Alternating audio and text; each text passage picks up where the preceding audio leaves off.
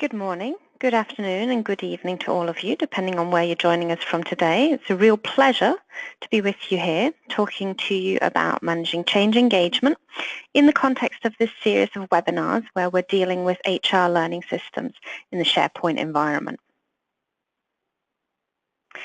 So before we dive into the subject of change, I just want to introduce myself. My name is Kirsten, and I'm the owner of the What Solutions Factory.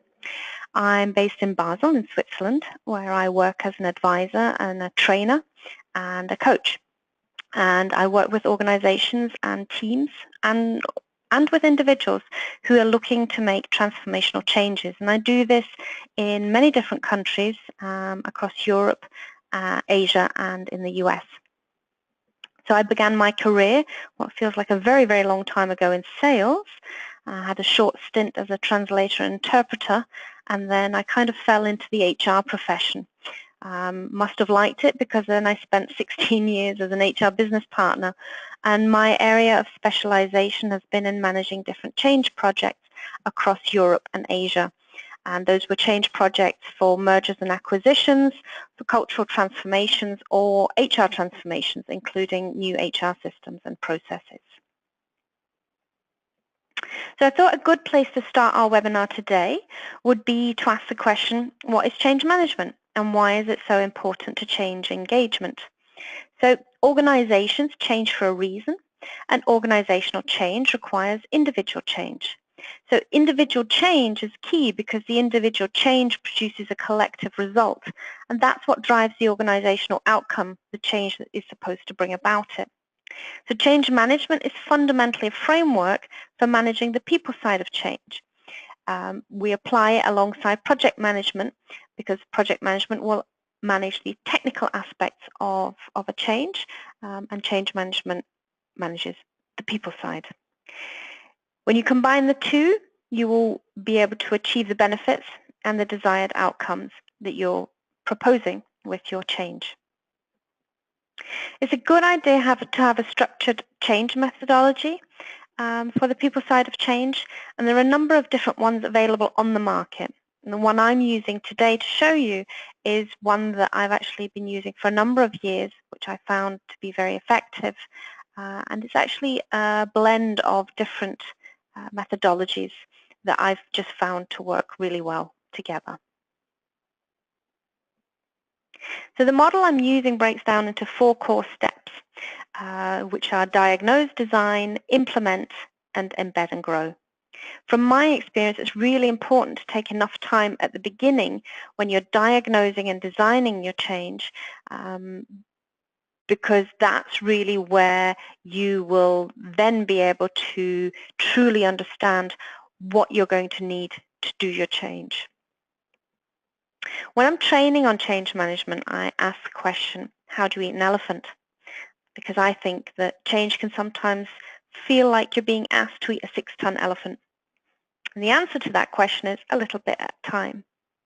And that requires that you understand enough about which bit of your elephant you plan to eat and when you plan to eat it. At the same time, I think it's really important to assess what infrastructure and resources you'll need to be able to effectively manage your change process and your engagement and learning activities. And why is that so important? Because I've seen projects who have chosen not to have dedicated change resources above all, and what I've seen is that they've had more difficulty in their implementation. So really understanding what resources you'll need will help you to keep traction on your change effort. So let's start with the diagnose stage.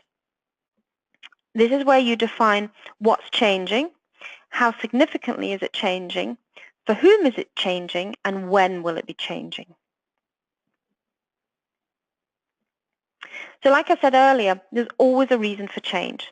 And in a lot of cases, it's linked to the 4 common reasons of change that you see here. And so they're fundamentally internally or externally driven.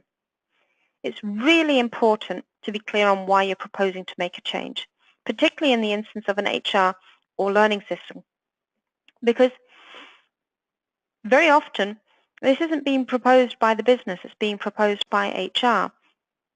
And so as an HR professional, proposing to implement a new system, you really need to be clear on the result that that's going to bring to the organization. What impact will it have on the bottom line? And you need to put together a compelling business case to convince your business leaders of the value of this investment. I actually worked with one organization who implemented a new HR system, and they stated that that would help leaders to make better people decisions, which is brilliant. That's really great, but what does that actually mean for the bottom line? And you need to be able to communicate that to your business, otherwise they won't support you. And remember, you have to measure success at the end of the project. So being clear up front will actually help you later on to show how impactful your HR system implementation has been and what it's bringing to the business.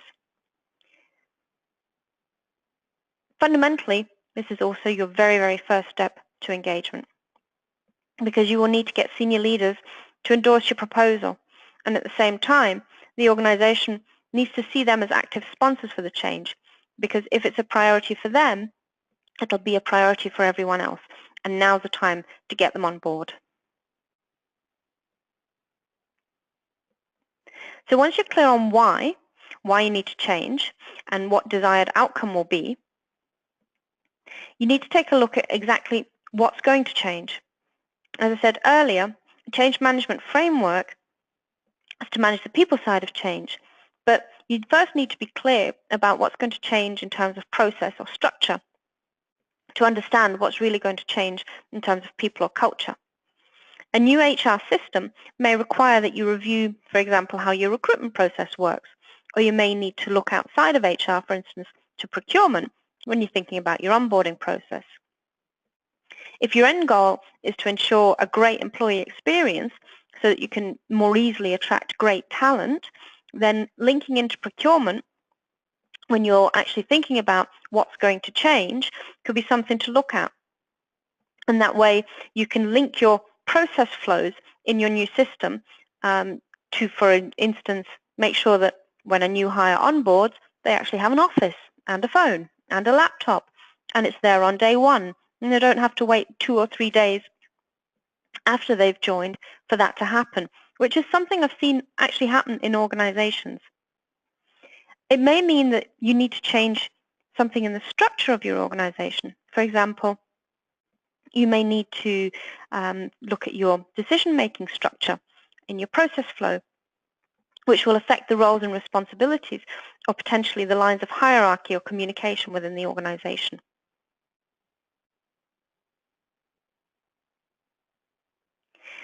And it's a good idea to have an overview of the moments of change. And what do I mean by moments of change?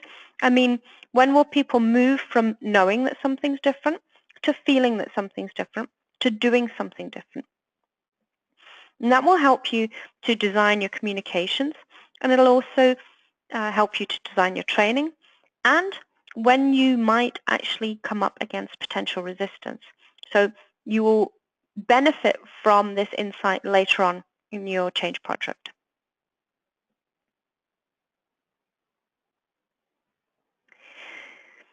You also need to understand who's going to be directly and who's going to be indirectly impacted by the change. And a change impact assessment will help you to identify the different groups and basically answer the question, how high, medium, or low will the impact be on the groups that you've identified? A change readiness assessment will help you to get a handle on how much capacity the identified stakeholders have for the change by asking how much learning effort will be required to effect the change and what other changes are going on in the organization, which might also be impacting the same stakeholder groups. It will ask how capable are the stakeholders to effect the change. Will they need new knowledge, new skills, or new behaviors? And finally, it's going to ask how motivated they are. What's in it for them? Is the change in their interest? And this is a really great way of getting a clear line of sight on how you need to plan for your change subsequently.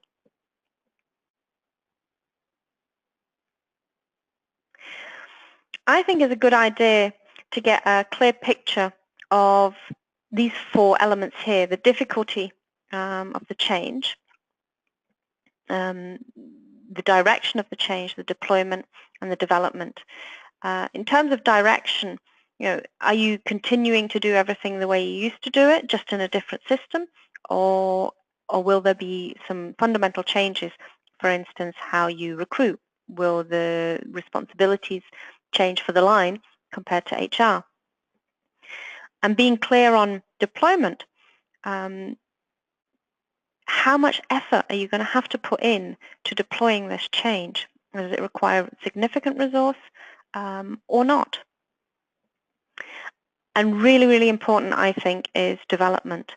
Will the people be able to continue to do what they do with their current capabilities, or will they need to upskill? And how significantly are they going to have to upskill?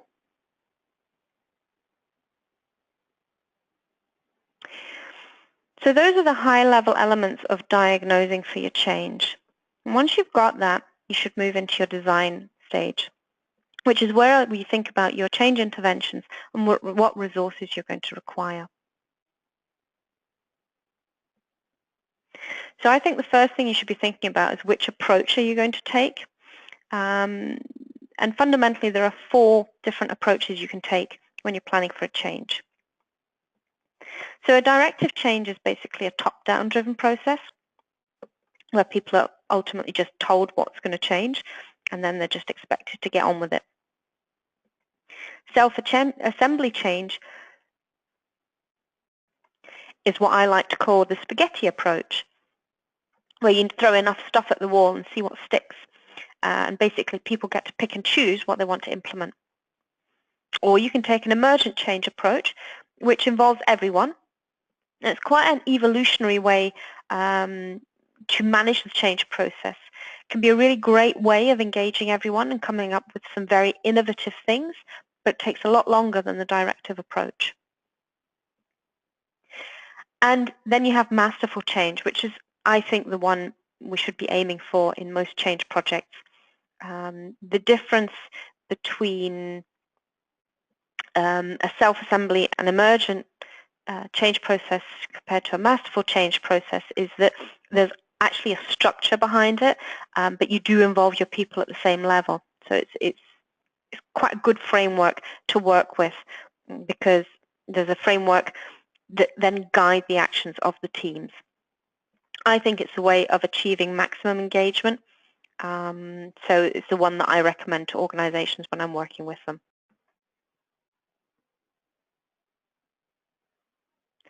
As part of your design phase, I think you should also refer back to your stakeholders that you identified in your change impact assessments and plot them on your stakeholder map. You might need to add in some that may be missing. For instance, if you have external vendors, you wouldn't necessarily have them in your stakeholder map, or your change impact assessment, I should say, and you need to add them in here because your change may affect them and you need to know where they are in terms of supporting you to do that. And they might be very, very relevant to the success of your project, and so you have to plan to engage them at some point. So as you can see here, you're basically mapping your people depending on the level of impact they're going to have on your change project and the level of interest they have in getting personally involved or not. And the ideal situation is that you're planning your engagement activities to move your stakeholders who you find in the left-hand boxes, the keep satisfied and monitor boxes, over to the right through your efforts. And it's a good idea to think about where your stakeholders are on the change curve. Depending really on where they're positioned on the stakeholder map and where you need them to be. This again will help you to plan for your change interventions. So for example, if you've got team leaders or managers as a stakeholder group and they're currently at the awareness level, you'll need to think about how to move them over to the commitment level through your engagement activities. So really, what do you propose to get them there? And again, as with the change impact and change readiness assessment, it's a good idea to create yourself an overview of where they are and where you want them to move to. And I'd also recommend that you identify which groups you'll need to support for the change, and which groups are going to be your change champions.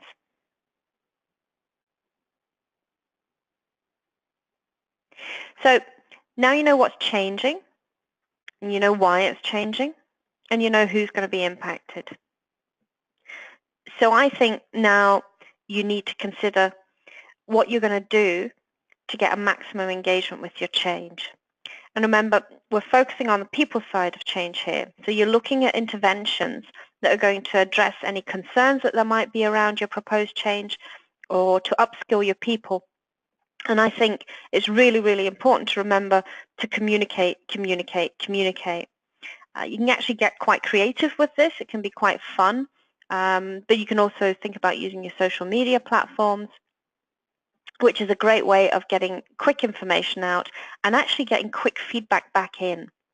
So when you're thinking about your interventions, leader-led engagement activities are key. And remember, at the very beginning, you've hopefully engaged your leaders in your change effort and got them on board.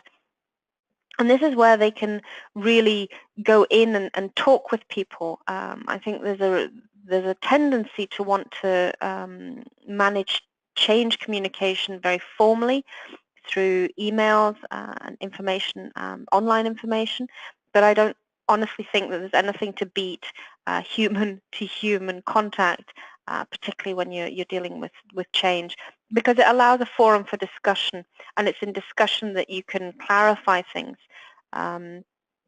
People might be concerned, and allowing them a space for discussion helps them to deal with those concerns. And I think something that we underestimate is the impact of storytelling. And we all love stories, and it's not just kids who love stories. As adults, we continue to love stories, and they really bring to life the change. And when you think about storytelling, look at where you can find internal stories to share across the organization. You'll find that they're a lot more impactful than stories of other organizations and examples of what they've done. And you need to be thinking about your learning activities. So what skills are people going to need? Are you going to provide webinars? Are you going to provide online training? Are you going to provide face-to-face training? And how are you going to track and report on the progress that you're making?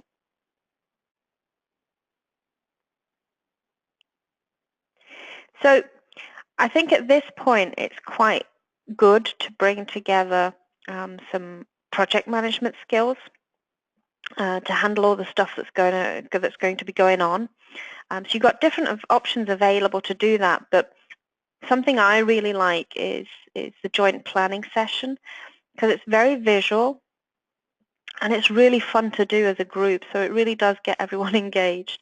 So on a recent project where I was supporting an organization on a change project, we were actually lucky enough to have a whole room dedicated to the change project, so we could hang this up and work on it in real time.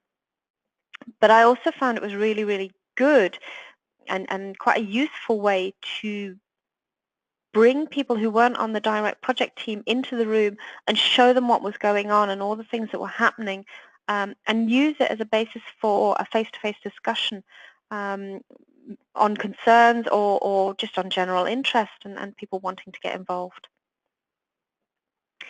And you may want to consider having a type of macro plan overview, because this gives you a very high level overview of what's going on and when things are happening.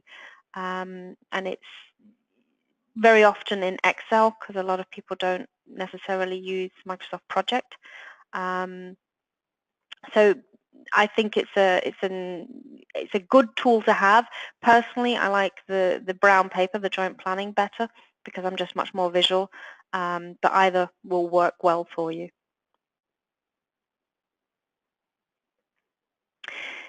So now you're clear on the why and the what, and you really need to now consider the infrastructure and the resources that you're going to need for your project. So one of the things you should consider is, what does your governance structure look like?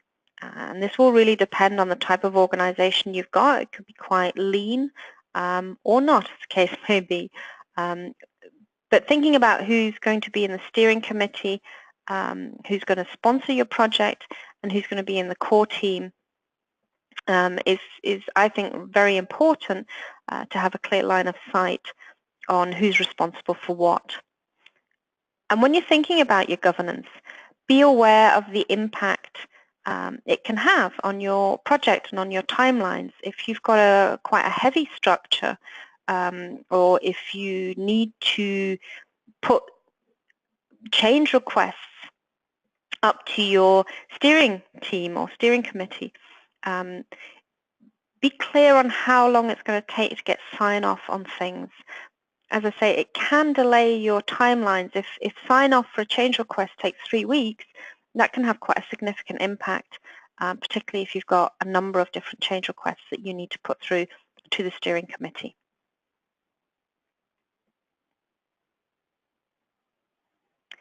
And a change charter is a really useful thing to have, particularly for your steering committee.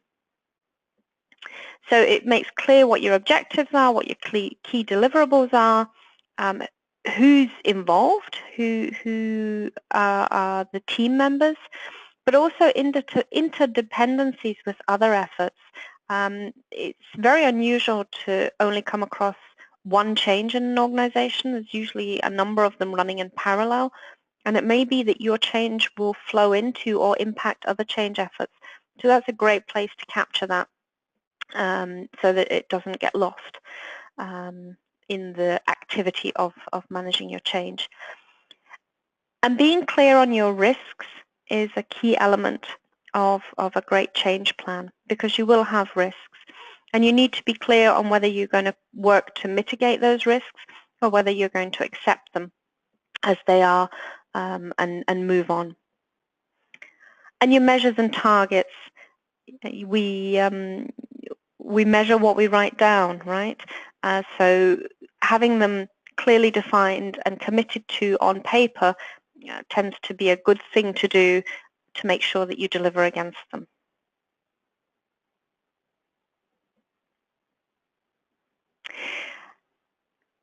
So I think this is the best part of change management. You've diagnosed what needs to change. You've started to design what you're going to do to affect the change.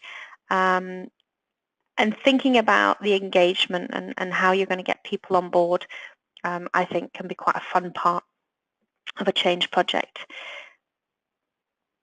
So there's different approaches you can take when you're thinking about engaging people in your change. Earlier we looked at the different approaches you can take to change, and if you're taking a directive approach, then obviously you're really just going to tell your people, we've made a decision, things are changing, you announce it, and that's it. You go ahead with it. You may decide, if you've got a directive approach to change, to sell it. You may decide that selling it will be more effective than simply telling people. But again, it's got that element of convincing people or coercing people.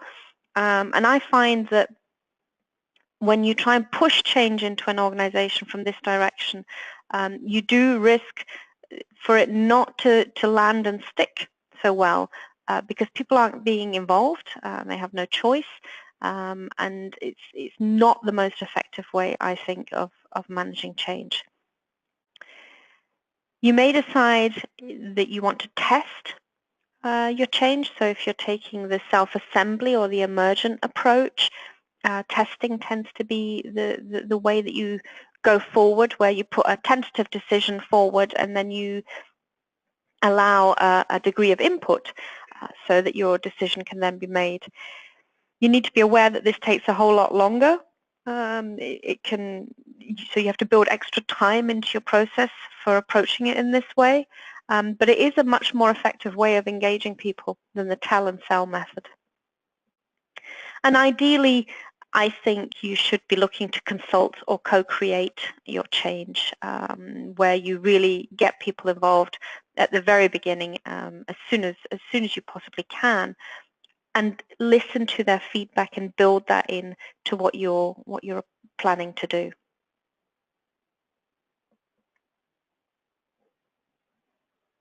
You also need to be thinking about your communication planning. So you've established your vision earlier on, and that should be part of your communications. But what are your rules and methodologies? So by that I mean, are you going to plan to push certain information out on a social media platform? Will people be able to respond? Will people be able to provide feedback? Will you look to create certain change activities, maybe lunch and learn? So what are the principles? And who do you actually need to communicate to? Who's your target audience? And it may be that you have different audiences. Then you can refer back to your change impact assessment, and you may decide that you need to communicate differently to different stakeholder groups. And you need to be clear on what your communication needs to achieve. One of the key things I think is not always considered as much as it should be is how much spend, how much budget will you need for your communication efforts. It's a good idea to get clear on that very, very early on so that you can make that part of your project proposal. And it can actually involve considerable spend depending on the type of organization that you have. And being clear on how you're going to measure the effectiveness of your communication. Just communicating something out isn't enough. You have to be able to show that your communication efforts are actually reaching the right targets and achieving the right results. So how are you going to measure that? And you need to be thinking about your learning. So what skills and knowledge are people going to need? What do they need to know or do differently? What are your training principles? I said earlier, will you have webinars? Will you have online training platforms? Will you have face-to-face training? Who needs to be trained? Who's your target audience? And what does the training need to achieve? Again, be clear on how much you need to spend on training. And how are you going to measure the effectiveness of your training so that you can track that in your progress?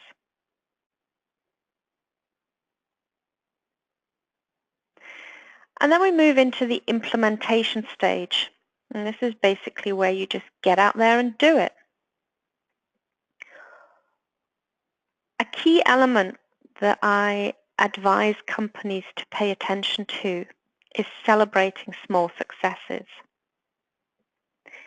Certainly in Europe, we tend to be quite critical, and we tend not to celebrate small successes as much as we should.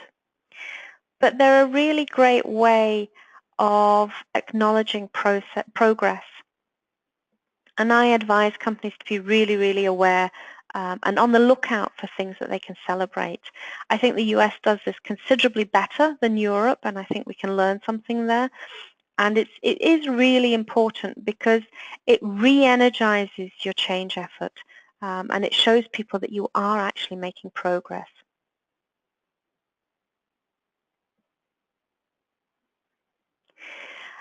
And when you're in the implementation phase of your change, I think you should be mindful of the fact that change is an emotional thing, and people will maybe initially be really quite happy about a proposed change, but they can go through a stage of feeling threatened by that stage or being depressed about it. I think you're probably familiar with the emotional change curve, which was developed by a psychiatrist, a lady called Elizabeth Kubler-Ross, who was a Swiss-American citizen, and she worked with dying or near-death patients. And while she was doing that, she discovered that people go through 5 stages of grief. And we can actually apply the same kind of principles to change efforts in organizations. Because remember,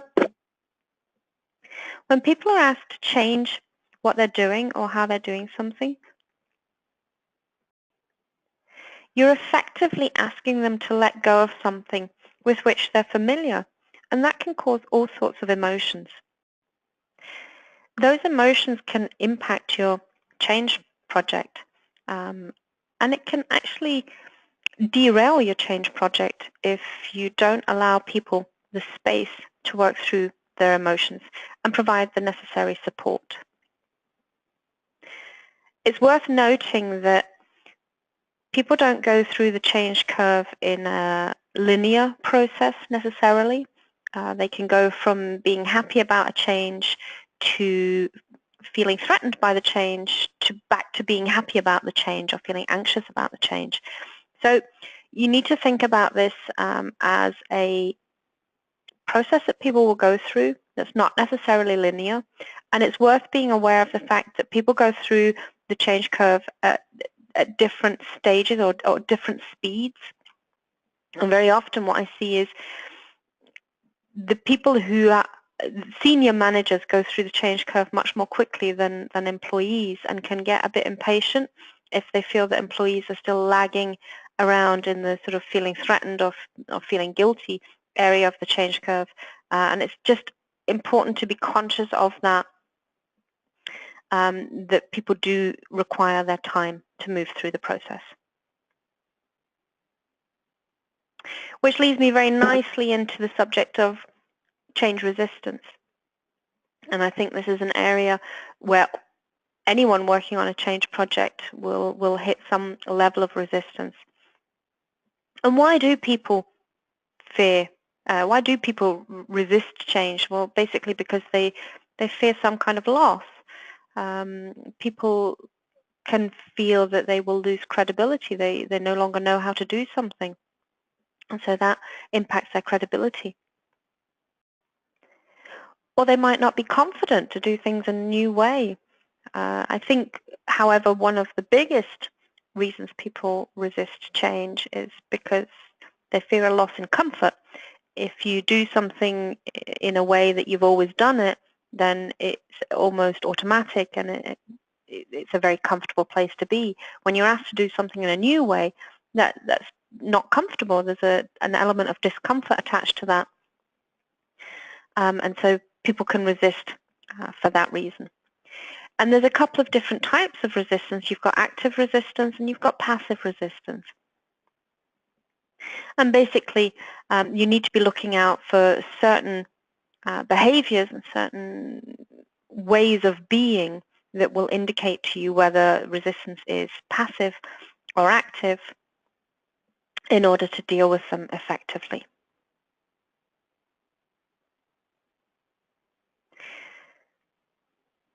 And once you've started implementing, you really need to be thinking about how you're going to embed the change. How are you going to make it part of the DNA of the organization? And how are you going to grow beyond it? So basically, this is the point where you're thinking about monitoring and measuring the impact on your stakeholders and how to continuously improve on your plan. And I said right at the beginning, you need to be clear on what your intended outcome is, so that you can actually measure it and show when you've reached successful implementation. So I think it's a good idea to measure in terms of organizational performance. Have you achieved the results and the outcomes that you intended to? How are the results and outcomes of the organization itself being impacted by the change that you've implemented? And how is the individual performance improving? Are people using the new system, for instance, and how is that helping them to perform in their roles? And you can actually measure also the change management performance. So How well did you implement the change? How well did you anticipate resistance? How well did you communicate to people? And this will help you to sustain your activities going forward. And so how do you measure the change? You're really going to need to fall back on data. So the obvious one is your project deliverables and milestones, but you can also look at user adoption or progress against plan. You can build in existing business KPIs, work with surveys or focus groups to get direct feedback on how people have perceived your change effort.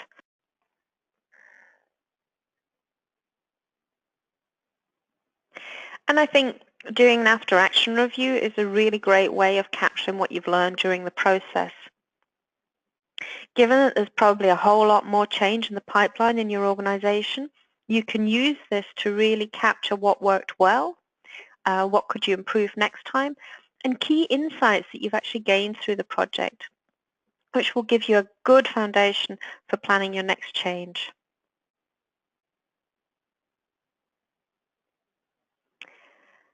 And in conclusion, your keys to success of any change effort are making sure that your leaders are aligned and that they're clear on the objectives and strategy to achieve the change. You need to have active sponsorships where leaders really champion the change throughout the organization. And you need to have focused resources or dedicated resources, a change program leader and change management resources, because without dedicated resources, it'll be perceived as on top and you have to find the time. So I really, really recommend that you dedicate resources to your change effort. At the same time, having dedicated communications resources can be really key to managing successful change, because they can then deliver an integrated communications plan to make sure that people are actually being brought along on the journey. A clear focus on the learning and training needs is, in my view, very, very key. And next week in the webinar with Rob, we'll be looking at user adoption and training. Because you can't just communicate to people, and you can't just expect them to be able to do new stuff without supporting them. So they need to have the opportunity to learn how to change, and that can be in terms of technical knowledge, but it can also be behavioral. So you have to look at the wider picture here. And measuring and tracking, you need to be able to show how well the organization is actually adapting to the new ways of working or the new system, because otherwise you won't be able to show the return on investment that you've proposed to the business leaders at the beginning.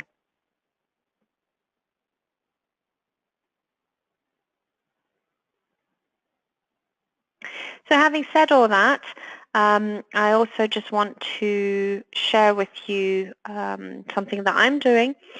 So as I said at the beginning, I do workshops, I work as a trainer, and I want to give participants of this webinar the opportunity to book some training with me, and I will be delighted to hear from you.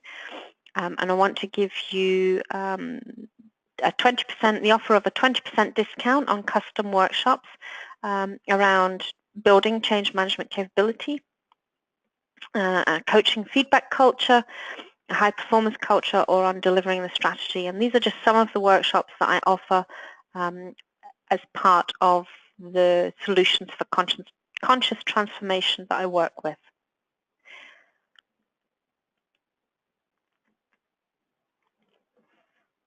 So I hope that you found today useful, and I hope that it will set you on a great path on managing your change project. If you do have any questions or if you do have any feedback for me, please get in touch.